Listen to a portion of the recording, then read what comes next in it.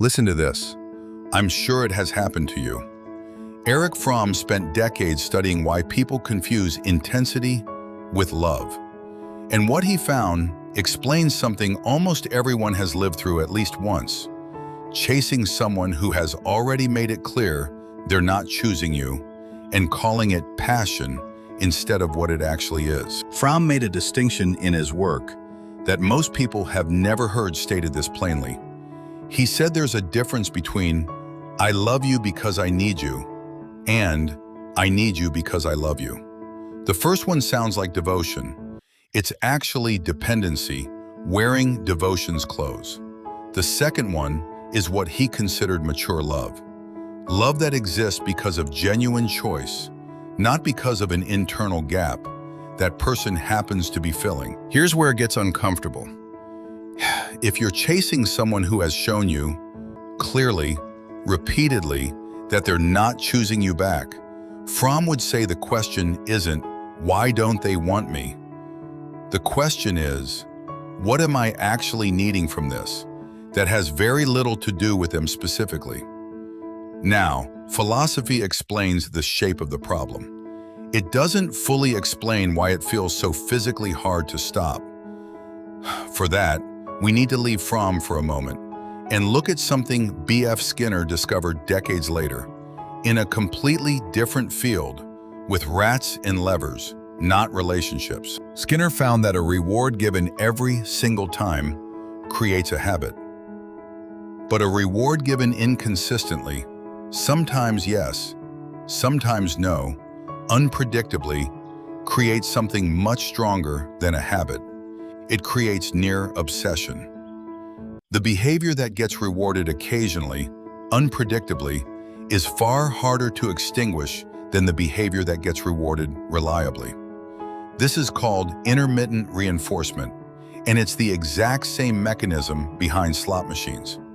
Translate that into a relationship where someone gives you attention sometimes, warmth occasionally, just enough contact to keep you engaged, but never consistently, and you have, neurologically, almost the same trap. You're not addicted to them, necessarily. You're addicted to the unpredictability of when the next reward is coming. This is scientific evidence, well documented in behavioral psychology, not just an interpretation, and it explains something Fromm's framework alone couldn't fully capture. Why this feels so physically compulsive, not just emotionally confusing. Fromm would add something crucial here, though. He argued that people drawn into this pattern often have an underlying anxiety about their own worth and mistake the anxiety of uncertain attention for the intensity of real feeling. The nervous system doesn't clearly distinguish between "I feel this strongly because I love them" and "I feel this strongly because I don't know if I'm going to get what I need." Both register as intensity. Only one of them is actually love. This is where the two lenses meet perfectly. Fromm explains the why, the underlying emotional architecture. The science of intermittent reinforcement explains the how, the actual mechanism keeping you hooked long after logic would tell you to stop. Neither one alone tells the whole story.